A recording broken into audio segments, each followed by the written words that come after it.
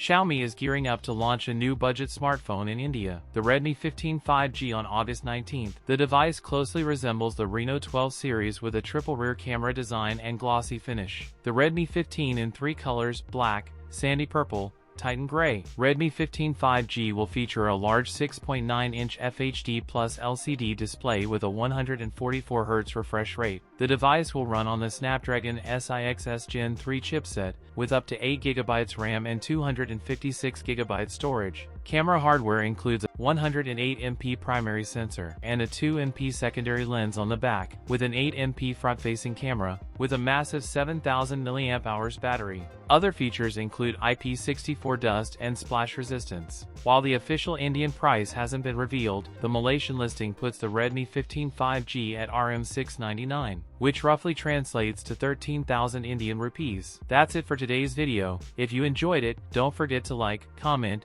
and subscribe for more content. Thanks for watching, and I'll see you in the next one.